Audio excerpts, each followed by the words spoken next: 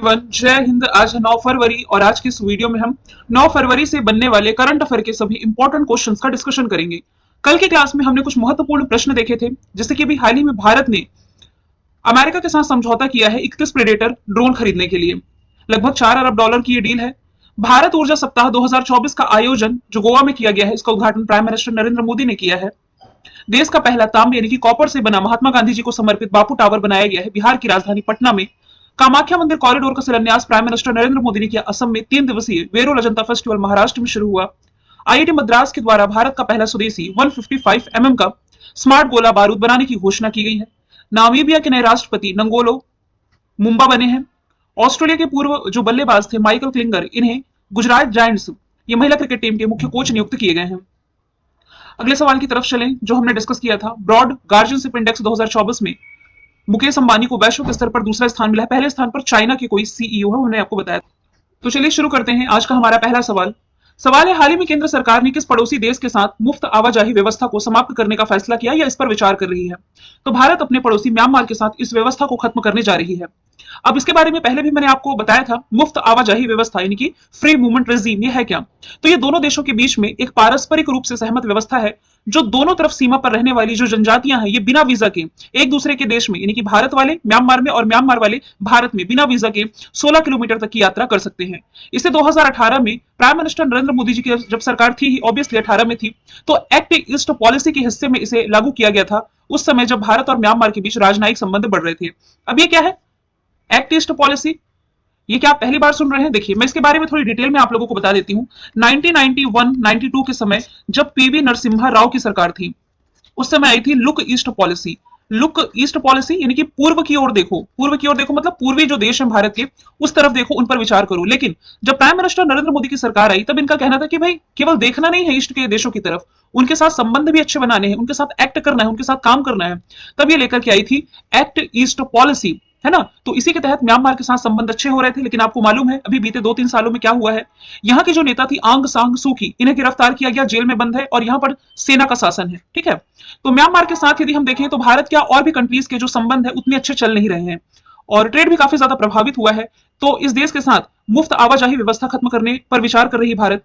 दूसरा यह भी कारण है कि इस मुफ्त आवाजाही व्यवस्था के माध्यम से मतलब इसका मिसयूज हो रहा है। मिसयूज मतलब कि इससे आप कह सकते हैं जो विरोधी दल है ये भी इससे प्रवेश कर जा रहे हैं और कुछ ऐसी अहिंसक घटनाएं या इलीगल एक्टिविटी को अंजाम दिया जा रहा है, जिसके कारण इस व्यवस्था को समाप्त किया जा रहा है। म्यांमार, जिसका पूरा नाम बर्मा है, इस मैप में बर्मा ही लिखा हुआ है। ये 4 भारतीय राज्यों से सीमा साझा करता है, जो कि यहां मैं लिख देती हूं। अरुणाचल प्रदेश, दूसरा इसमें है नागालैंड, तीसरा इसमें है मणिपुर और चौथा इसमें हो जाएगा मिजोरम। म्यांमार की यदि मैं बात करूं तो इसकी राजधानी नायपीडो, करेंसी क्यात और सेना अध्यक्ष तो मैं बता ही चुकी हूं। नेपाल के साथ यदि मैं बात करूं तो भारत के संबंध हालांकि अच्छे हैं ही। ये जो है ना समलैंगिक विवाह को कानूनी मान्यता देने वाला दक्षिण एशिया का पहला देश है। भूटान, ये सबसे ज्यादा हेल्प पाने वाला यानी कि भारत ने सबसे ज्यादा किसी देश की हेल्प करी है तो भूटान इस मामले में टॉप पर है। श्रीलंका के साथ भारत पहली इंटरनेशनल क्रूज सर्विस की शुरुआत करने जा रहा है। अभी जो मैंने भूटान के फैक्ट बताया ना कि भारत से सहायता प्राप्त करने वाला शीर्ष देश ये भूटान है, इस बात का उल्लेख अभी बजट में किया गया था, इसलिए इंपॉर्टेंट है। अगले सवाल की तरफ बढ़ते हैं। हाल ही में आपदा चेतावनी डिवाइस जिसका नाम है नीतीश, ये किसने लॉन्च किया है? तो ये भी हाल ही में बिहार के मुख्यमंत्री नीतीश कुमार के द्वारा लॉन्च किया गया है। अब यहां पर जो डिवाइस है नीतीश, इसकी भी फुल फॉर्म बनती है। पहले ये मैं बता देती हूं किसके द्वारा लॉन्च किया गया है। तो बिहार राज्य आपदा प्रबंधन प्राधिकरण यानी कि Bihar state disaster management authority ने इस डिवाइस को लॉन्च किया है, जिसका नाम नीतीश है। इसकी फुल फॉर्म बनती है N for novel, I for initiative, T for technology, I for intervention for safety and human life. ये पूरी नीतीश की फुल फॉर्म है। ये तकनीक विशेष रूप से लाइटिंग या आप कह सकते हैं जब बिजली चमकती है, बाढ़, ग्रीष्म लहर यानी कि हीट वेव्स और शीत लहर यानी कि कोल्ड वेव्स को टारगेट करेगी। मतलब कि इस डिवाइस को पहले तो मैं ये बताऊं कि आईआईटी पटना के सहयोग से विकसित किया गया है इसे। ये आकाशीय बिजली गिरने या बाढ़ आने से आधे घंटे पहले जो यूजर्स हैं इन्हें अलर्ट दे सकेगा। किसानों के सामने आने वाली चुनौतियों को ध्यान में रखते हुए इस उपकरण को वाटरप्रूफ बनाया गया ताकि मौसम की विभिन्न स्थितियों में सुचारू ढंग से ये कार्य कर सके। अब बिहार की राजधानी पटना और यही पटना में मैंने आप लोगों को बताया बापू टावर, जो कि महात्मा गांधी जी की कॉपर की प्रतिमा है, तांबे की। मुख्यमंत्री नीतीश कुमार फिर से एनडीए में आ गए हैं, महागठबंधन का साथ छोड़ दिया है। राज्यपाल राजेंद्र विश्वनाथ हार्लेकर है नेशनल पार्क में, वाल्मीकि नेशनल पार्क आपको याद रखना है। अगले सवाल की तरफ चलें उसके पहले हम देख लेते हैं बिहार के करंट अफेयर। ये प्रधानमंत्री जनधन योजना लागू करने के मामले में इनकी सबसे बड़ा लाभार्थी राज्य यही है। ये वही प्रधानमंत्री जनधन योजना है जिसकी शुरुआत 28 अगस्त 2014 से की गई थी। जाति आधारित जनगणना कराने वाला पहला राज्य है। उत्तर भारत का पहला रबर डैम यहाँ पर फल्गु नदी में उद्घाटन मुख्यमंत्री नीतीश कुमार के द्वारा ही किया गया था। ऑप्शन के थ्रू कुछ फैक्ट आपको याद आने चाहिए। देखिए, झारखंड के मुख्यमंत्री अभी हाल ही में चंपई सोरेन बने हैं। पंजाब के जो राज्यपाल थे बनवारी लाल पुरोहित जी, इन्होंने क्या दिया है, इस्तीफा दिया है। ये गवर्नर थे और झारखंड के सीएम बने चंपई सोरेन। तेलंगाना के भी नए मुख्यमंत्री बनाए गए हैं। अभी जो यहाँ विधानसभा चुनाव हुए थे, कांग्रेस पार्टी के हो जाएंगे रेवंत रेड्डी। अगले सवाल की तरफ चलते हैं। हाल ही में सुरक्षित इंटरनेट दिवस मनाया कब गया है? देखिए, मैं आपको एक बात बताती हूँ। कहने के लिए हम डेली 10 करंट अफेयर के क्वेश्चन डिस्कस करते हैं। आप एक बार खुद में एनालिसिस करना कि डेली करंट अफेयर में 10 क्वेश्चन के साथ बाकी जो 4 ऑप्शन हम रिलेट करते हैं, 40 क्वेश्चन तो ये इसी से ऑप्शन से निकल करके आ जाते हैं। फिर एडिशनल फैक्ट जो हम निकालते हैं, मैप के थ्रू जो एडिशनल जानकारी निकालते हैं, कितने सारे फैक्ट आपके मात्र इस 15 से 20 मिनट की क्लास में कवर होते हैं। बहुत रेयर होता है कि मैं वीडियो को शेयर करने के लिए बोलती हूँ, लेकिन मैं फिर से कहूंगी, काफी ज्यादा मेहनत लगती है और आपको ये कंटेंट प्रोवाइड कराया जाता है डेली 10 से ज्यादा वेबसाइट का डेटा सर्च करने के बाद। सिलेक्टेड कंटेंट होता है जो कि डायरेक्ट आपके एग्जाम में टकराता है। आप लोग खुद मुझे मेल्स करके अपने पेपर के स्क्रीनशॉट भेजते हैं कि हमने ये पढ़ा था आपके वीडियो से और ये आया है। इसका प्रूफ आप खुद देते हैं, तो प्लीज इसकी वैल्यू कीजिए। आज मैं बहुत दिनों बाद बोल रही हूँ, वीडियो को शेयर जरूर किया करिए आप लोग, इससे मुझे और भी ज्यादा मोटिवेशन मिलेगा। देखिए, मोटिवेशन मिला तो मैंने आप लोगों के लिए करंट अफेयर के लिए शॉर्ट से शुरू करे हैं। कुछ और इनिशिएटिव करेंगे तो शेयर जरूर करें। हाल ही में सुरक्षित इंटरनेट दिवस मनाया कब गया है? फरवरी महीने की 6 तारीख को यह दिवस मनाया जाता है। इसकी थीम है बेहतर इंटरनेट के लिए एक साथ, टुगेदर फॉर बेटर इंटरनेट। हालांकि सुरक्षित इंटरनेट दिवस फरवरी माह के दूसरे सप्ताह के दूसरे दिन, तो सेकंड वीक का सेकंड डे 6 फरवरी रहा है, इसलिए मनाया गया है। यह दिवस बच्चों और युवाओं के लिए सुरक्षित और बेहतर इंटरनेट के बारे में जागरूकता बढ़ाने के लिए मनाया जाता है। यदि मैं बात करूं कैंसर डे कब मनाया गया है, तो ये फरवरी महीने की 4 तारीख को। आर्द्र भूमि दिवस यानी कि वेटलैंड डे कब मनाया गया है, तो ये 2 फरवरी को। और इंडियन कोस्ट गार्ड दिवस कब मनाया गया है, तो 1 फरवरी को मनाया गया है। सवाल नंबर 4 है, किस राज्य की विधानसभा ने समान नागरिक संहिता का विधेयक पास किया है? ये रिसेंटली पास किया गया उत्तराखंड के द्वारा। और वैसे समान नागरिक संहिता लागू करने वाला ये दूसरा राज्य बना, पहला गोवा है। लेकिन यदि हम देखें तो समान नागरिक संहिता लागू होने के बाद आप कह सकते हैं ये आजाद भारत का ऐसा पहला राज्य होगा जहां ये लागू किया गया है। उत्तराखंड विधानसभा में अभी 9 फरवरी को ये पेश किया गया है। मतलब आज ही की मैं बात बता रही हूं ना। अगले सवाल की तरफ चलते हैं। माफ कीजिएगा।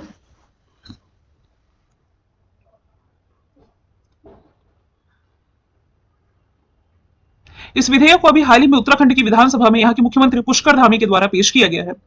समान नागरिक संहिता यानी कि कॉमन सिविल कोड के बारे में यदि हम बात करें तो इसके जरिए पर्सनल लॉ को खत्म करके सभी के लिए एक जैसा कानून बनाने का प्रावधान है। यानी कि उत्तराखंड में रहने वाले हर नागरिक के लिए निजी मामलों में भी एक समान कानून लागू होगा, चाहे वह किसी भी धर्म का हो, किसी भी जाति का हो। जैसे कि पर्सनल लॉ के तहत मुस्लिम है जो 4 शादी कर सकते हैं, लेकिन हिंदू मैरिज एक्ट के तहत पहली पत्नी के रहते दूसरी शादी करना अपराध है। ये है, ठीक है।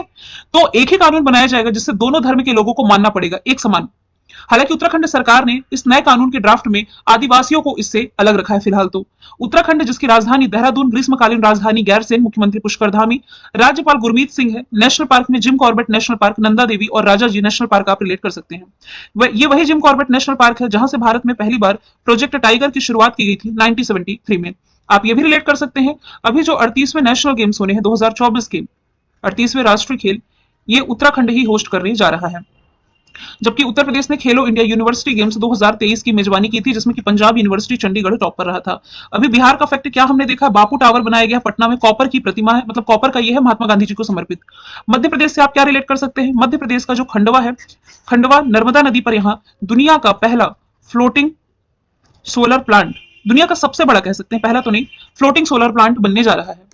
अगला सवाल है, सुबिका पेंटिंग का संबंध किस राज्य से है जो अभी हाल ही में चर्चे में थी?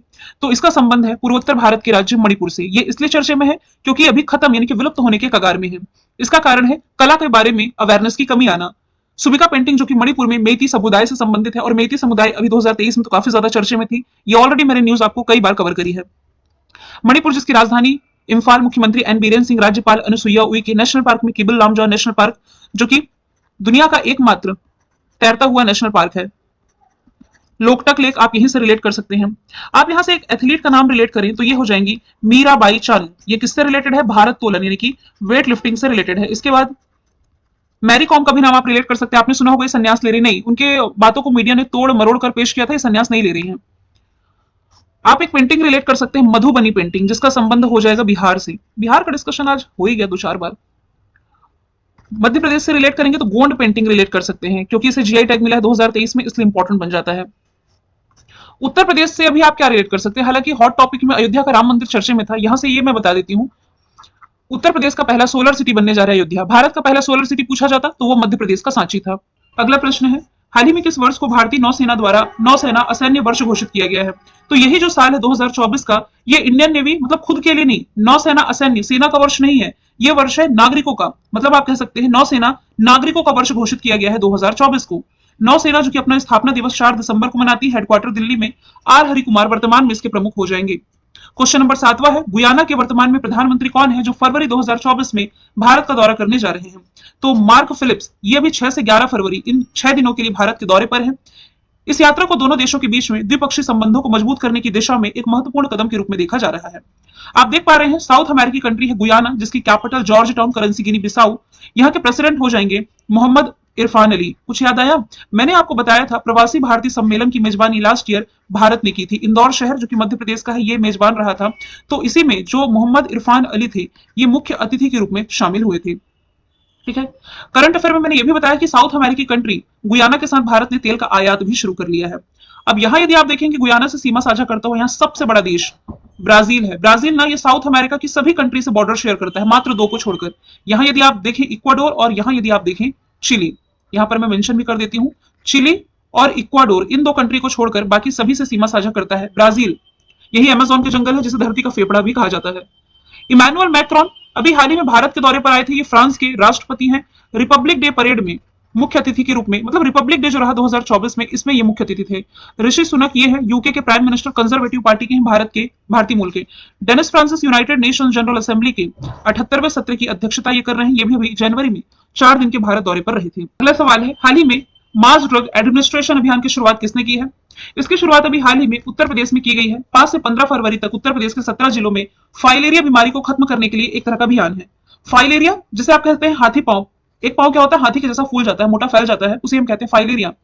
ये परजीवी वुचेरेरिया बेनक्रोफ्टी के कारण होता है। इस परजीवी को मच्छर एक शरीर से दूसरे शरीर में फैलाता है, अतः हाथी पांव का वाहक जो है यानी कि मच्छर ही होता है। इसी से ये एक बॉडी से दूसरे बॉडी में फैलता है। भारत ने फाइलेरिया मुक्ति बनने का लक्ष्य, यानी कि भारत इससे उन्मूलन कर लेगा 2027 तक, ऐसा टारगेट रखा गया है। असम से आप क्या रिलेट कर सकते हैं? असम का एक अभियान था अमृत वृक्ष आंदोलन। इसमें एक दिन में 1 करोड़ से अधिक पौधे लगा करके Guinness book of world record में इसने अपना नाम दर्ज कराया है। पंजाब से अभी फैक्ट मैंने बताया, बनवारी लाल पुरोहित जो कि राज्यपाल थी, इन्होंने अपने पद से इस्तीफा दिया। और बिहार के फिर मैं कहूंगी बापू टावर, आपको याद रखना, जो करंट का फैक्ट हमने देखा है यहाँ से। अब उत्तर प्रदेश राइट आंसर था इस सवाल का, तो उत्तर प्रदेश के बारे में हम देख लेते हैं। उत्तर प्रदेश की राजधानी लखनऊ, मुख्यमंत्री योगी आदित्यनाथ, राज्यपाल आनंदीबेन पटेल है। लोकसभा सीटें भारत में सबसे ज्यादा यहीं से आती हैं। राज्यसभा सीटों की संख्या 31 है। नेशनल पार्क में Dudhwa, Pilibhit, Amargarh, Ranipur wild life sanctuary. यहाँ की राजधानी लखनऊ में देश की पहली आर्टिफिशियल इंटेलिजेंस सिटी बनाई जाएगी। देश का पहला जल विश्वविद्यालय हमीरपुर में बनेगा। पहला गौ अभ्यारण्य मुजफ्फरपुर में बनेगा। रामलला की प्रतिमा का अनावरण 22 जनवरी को किया गया है अयोध्या में। खेलो इंडिया यूनिवर्सिटी गेम्स जो लखनऊ में आयोजित हुए थे, पंजाब यूनिवर्सिटी चंडीगढ़ इसमें टॉप पर रहा था। अगला सवाल है, किस भारतीय तीरंदाज को विश्व तीरंदाज द्वारा World Archery breakthrough archer of 2023 का अवार्ड मिला है? तो ये मिला है अदिति गोपीचंद को। Option number A right answer है। अदिति ने पिछले साल 2023 में विश्व तीरंदाजी यानी कि आर्चरी चैंपियनशिप में सबसे कम उम्र में गोल्ड जीत करके एक बड़ा रिकॉर्ड अपने नाम किया था। इन्हें अर्जुन पुरस्कार 2023 से भी सम्मानित किया गया है। 2023 में आयोजित जर्मनी में जो विश्व तीरंदाजी चैंपियनशिप थी, इसमें सबसे कम उम्र में ये स्वर्ण पदक जीतने वाली खिलाड़ी थी। और 2023 में ही आयरलैंड में आयोजित विश्व तीरंदाजी युवा चैंपियनशिप में भी इन्होंने गोल्ड जीता था। चिराग शेट्टी और सात्विक साईराज की यदि मैं बात करूं ना, तो इन्हें 2023 का मेजर ध्यानचंद खेल रत्न अवार्ड से सम्मानित किया गया है। दोनों ही बैडमिंटन से रिलेटेड है। मोहम्मद शमी अर्जुन अवार्ड 2023 जो 26 खिलाड़ियों को मिला, इनके अलावा ये इसमें शामिल है। लास्ट का प्रश्न मैंने रिवीजन कर रखा है। हाल ही में जारी पहली वैज्ञानिक गणना के अनुसार सबसे ज्यादा हिम तेंदुआ यानी कि स्नो लेपर्ड कहां दर्ज किए गए हैं? ये दर्ज किए गए हैं लद्दाख में। देखिए, कुल मिलाकर के देश में 718 हिम तेंदुए हैं। लद्दाख, उत्तराखंड और हिमाचल प्रदेश में सबसे ज्यादा है। इसका वैज्ञानिक नाम है पैंथेरा अनकिया। बर्फीले क्षेत्रों में यह पाया जाता है। किर्गिस्तान ने भी हाल ही में हिम तेंदुआ को राष्ट्रीय प्रतीक घोषित किया है। और जिस लद्दाख की मैं बात कर रही हूँ, लद्दाख ने भी हिम तेंदुआ को राज्य की पशु ऑलरेडी घोषित किया हुआ है। मध्य प्रदेश में क्या है? सबसे ज्यादा टाइगर है। भारत में जो 3682 टाइगर है, इसमें से 785 तो आपके मध्य प्रदेश में ही है। बिहार में पक्षियों की प्रजातियां सबसे ज्यादा हैं और उत्तर प्रदेश में मवेशियों की संख्या सबसे ज्यादा है। स्टैटिक जीके में यदि हम देखें तो महात्मा गांधी जी के राजनीतिक गुरु गोपाल कृष्ण गोखले थे। बिना एक्ट, बिना अपील, बिना वकील, बिना दलील का कानून रॉलेट एक्ट को कहा जाता है। सबसे कम उम्र में फांसी की सजा पाने वाला क्रांतिकारी खुदीराम बोस। राष्ट्रपति पर महाभियोग संसद के द्वारा चलाया जाता है। जरूरी नहीं लोकसभा राज्यसभा कहीं भी प्रस्ताव आ सकता है। महाभियोग का उल्लेख आर्टिकल नंबर 61 में, क्षमादान की शक्ति आर्टिकल 72 में। एशियाटिक सोसाइटी ऑफ बंगाल के संस्थापक विलियम जोन्स थे। खालसा पंथ की स्थापना गुरु गोविंद सिंह ने की। भारत में पहली बार सार्वजनिक निर्माण विभाग की स्थापना लॉर्ड डलहौजी ने की। स्वतंत्र भारत का पहला गवर्नर जनरल लॉर्ड माउंटबेटन था। The economic history of India के लेखक हैं रमेश चंद्र दत्त। मैंने कल आपसे पूछा था असम वैभव अवार्ड से किसे सम्मानित किया जाएगा। आंसर इसका था रंजन गोगोई जी। आज का सवाल है आपका 2024 पेरिस ओलंपिक के लिए मशाल वाहक के रूप में किसे चुना गया है। तो इसका आंसर आप कमेंट बॉक्स में बताइए। फिर हम मिलेंगे नेक्स्ट वीडियो में। Thank you so